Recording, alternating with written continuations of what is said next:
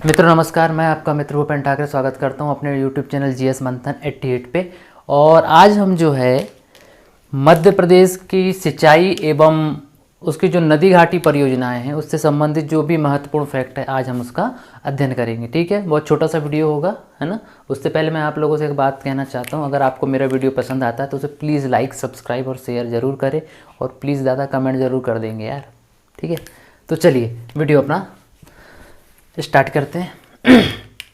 देखिए, हम मध्य प्रदेश से संबंधित कुछ महत्वपूर्ण फैक्टों को देख रहे हैं, है ना। तो उसमें सबसे पहले देखिए कि मध्य प्रदेश में जो जल संसाधन विभाग है उसकी स्थापना कब हुई थी? 1956 में। तो मध्य प्रदेश में जो जल संसाधन विभाग है उसकी स्थापना कब हुई थी? 1956 में। बिल्कुल इसको आप दिमाग में डाल लो, क्योंकि ये प्रश्न आपसे पूछा जा सकता है एग्जाम में। ठीक है, क्योंकि आगामी एमपीपीएससी की एग्ज़ाम है तो हो सकता है इसमें से बहुत से फैक्ट आपके लिए काम के हो सकते हैं। तो थोड़ा इसको दिमाग में रखिए। कुछ ही पूछ सकता है, खैर एमपीपीएससी से बड़ा पागल है व्यापम। ठीक है, एमपीपीएससी छोटा पागल, व्यापम बहुत बड़ा पागल। ठीक, तो बड़े पागल के लिए तैयारी कीजिए, बड़ा पागल कुछ ही पूछ सकता है, एमपीपीएससी हिसाब से पूछता है। ठीक, तो दिमाग में डालिए फैक्टों को। ठीक है, तो मध्य प्रदेश का जो जल संसाधन विभाग है उसकी स्थापना हुई थी 1956 में। मध्य प्रदेश का जल संसाधन विभाग जो है उसकी स्थापना कब हुई थी? 1956 में। ठीक, पहली नहर जो है 1923 में बनी थी, बैनगंगा नहर। ये मैंने कल के ही वीडियो में आपको बताया था, है ना। तो थोड़ा सा उस चीज़ को आप क्या है ध्यान में रखेंगे, है ना। फिर देखिए, पहली नदी घाटी परियोजना जो है 1953-54 में बनी थी। ठीक है, चंबल घाटी परियोजना कल आपको मैंने बताया था, है ना। तो उस चीज़ को याद रखिए। फिर हम लोग नीचे आते, फिर देखिए यहाँ लिखा है सिंचाई अनुसंधान संचालय। ठीक है, ये जल संसाधन विभाग है, 1956 में बना था। और सिंचाई अनुसंधान संचालय 64 में बना था, विभाग जो है 56 में बना था। कन्फ्यूज मत होना आप। तो थोड़ा सा इसको दिमाग में रखेंगे, है ना। जो इम्पोर्टेंट चीज़ें वही मैं आपको बता रहा हूँ। फिर देखेंगे हम लोग हमारे मध्य प्रदेश में जो सिंचाई है उसके कौन कौन से साधन हैं। तो हम इसको कैसे याद करेंगे? के एन टी, है ना। तो के फॉर होता है कुआं, ठीक है, एन फॉर होता है नहर और टी फॉर होता है तालाब। तो के-एन-टी और इसका परसेंटेज क्या है? 66%, 16% और 3%। कुआं से जो हमारे मध्य प्रदेश में 66% सिंचाई होती है, कुआं को हम नलकूप भी कहते हैं, है ना। फिर नहर से हमारे यहाँ 16% सिंचाई होती है और तालाब से सबसे कम 3% हमारे यहाँ सिंचाई होती है। ठीक है, अगर हम लोग बात करें तो जो कुओं से हमारे मध्य प्रदेश में जो सर्वाधिक सिंचाई होती है वो मालवा क्षेत्र, मतलब पश्चिमी मध्य प्रदेश के क्षेत्र में होती है। ठीक है, तो मध्य प्रदेश का जो पश्चिमी क्षेत्र है, मतलब मालवा वाला रीजन है, वहाँ पे सबसे ज़्यादा जो है किस चीज़ से सिंचाई होती है? वो होती है कुएं से, जिसको कि हम नलकूप भी कहते हैं। ठीक है, कुआं नलकूप, है ना। तो फिर उसके बाद हम लोग देखते हैं नहर से सर्वाधिक सिंचाई कहाँ होती है। तो हमने देखा था चंबल घाटी परियोजना, और हम लोग ऊपर गए थे तो हमको भिंड, है ना, श्योपुर, मुरैना और भिंड नज़र आता है। तो वही जिले जो हैं मध्य भारत के पठार वाले, है ना, मतलब चंबल बेल्ट के जो जिले हैं वहाँ पर सर्वाधिक सिंचाई किससे होती है? नहरों से होती है। उसमें ग्वालियर भी शामिल है। ठीक, फिर हम लोग देखते हैं तालाब।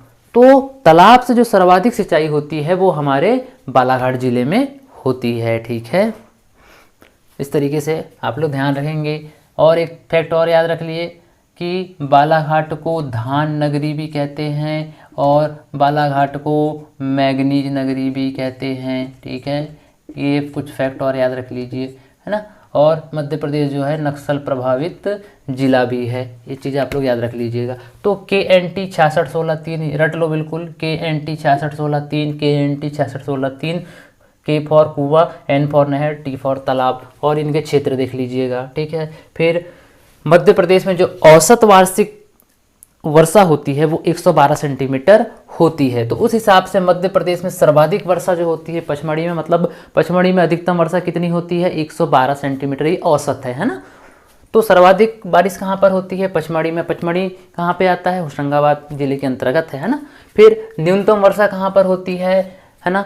भिंड, गोहद, है ना, भिंड जिले में एक स्थान है गोहद, तो वहाँ पे सबसे कम बारिश होती है, लगभग 55 सेंटीमीटर बारिश होती है। उसके बाद हम लोग देखते हैं, यहीं से हम लोग नीचे आए तो सर्वाधिक शुद्ध सिंचित जिला, सर्वाधिक शुद्ध सिंचित जिला आपसे अगर पूछे तो वो होशंगाबाद है 87.3% के साथ में। ठीक। तो सर्वाधिक शुद्ध सिंचित जिला कौन सा है, वो होशंगाबाद है 87.3% के साथ में। उसके बाद न्यूनतम सिंचित जिला जो है वो है डिंडोरी 0.6%। सर्वाधिक शुद्ध सिंचित जिला पूछेगा तो होशंगाबाद लगाएंगे, और सर्वाधिक सिंचित जिला पूछेगा तो आप ग्वालियर लगाएंगे, ठीक है, कंफ्यूजन मत होइएगा। सर्वाधिक शुद्ध पूछेगा तो होशंगाबाद कैसा है, शुद्ध है, ठीक। और अगर आपसे डायरेक्ट पूछता है कि सर्वाधिक सिंचित जिला कौन सा है, ग्वालियर है। लेकिन हर मामले में, सिंचाई के मामले में जो ढक्कन है वो है डिंडोरी 0.6% के साथ में। ढक्कन बोले तो हंस रहे हैं कुछ लोग, हंसो मत, ठीक। अब काला जिला, काला जिला कौन कौन से, मतलब काले जिले जो हैं वो हैं, काले जिले कौन से होते हैं पहले ये समझ लो, जहां पर अत्यधिक भूमिगत जल का क्या किया जाए, दोहन किया जाए, ठीक है। जहां जरूरत से ज़्यादा क्या किया जाए, नलकूप या किसी प्रकार का उत्खनन करके जल को प्राप्त करने की कोशिश की जा रही है, मतलब वहां पर क्या किया जा रहा है कि जरूरत से ज़्यादा भूमिगत जल का दोहन किया जा रहा है। तो ऐसे जिलों को काला जिला कहते हैं, काले जिले कहते हैं। इसमें इंदौर भी शामिल है, इसमें उज्जैन भी शामिल है, मंदसौर भी है, शाजापुर भी, आगर मालवा भी और रतलाम भी है। तो ये जिले जो हैं काले जिले कहलाते हैं, ठीक, क्योंकि यहाँ पर क्या हो रहा है, अत्यधिक भूमिगत जल का दोहन किया जा रहा है। तो इसी कारण इसको क्या कहा जाता है, जिसको कहा जाता है काले जिले, ठीक।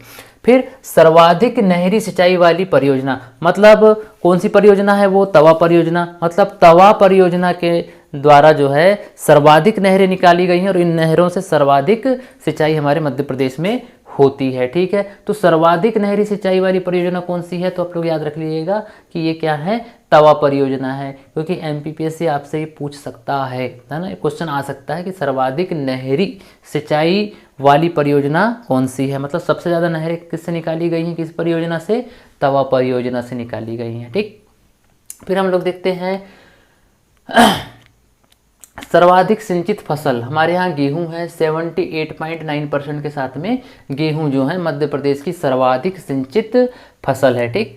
उसके बाद हम लोग देखेंगे नर्मदा नियंत्रण बोर्ड की स्थापना कब हुई थी, 1980 में। पवन चक्की से सर्वाधिक सिंचाई हमारे इंदौर में होती है। सुक्ता परियोजना जो है खंडवा में है। जल मौसम विज्ञान संचालनालय, ये आपसे पूछ सकता है, जल मौसम विज्ञान संचालनालय, मौसम कब बना था, 1981 में, कुछ ऐसा इस तरीके से याद कर लो। फिर सिंचाई उद्वहन निगम, इसकी स्थापना कब हुई थी, 1976 में। तो इस तरीके से सारे जो महत्वपूर्ण फैक्ट हैं जो हमारे नर्मदा घाटी नदी घाटी एवं सिंचाई से संबंधित जितने भी महत्वपूर्ण फैक्ट हैं वो आज हमने कवर कर लिए हैं। इसी में से आपको जो है काफ़ी प्रश्न एग्जाम में देखने को मिल सकते हैं, तो आप कृपया करके इसको बड़े ध्यान से पढ़िएगा और जितने भी फैक्ट हमने आपको बताए हैं आप उस पर काम करिए, ठीक है। आज के लिए सिर्फ इतना ही रखते हैं और मुझे आज्ञा दीजिए। जय श्री राम।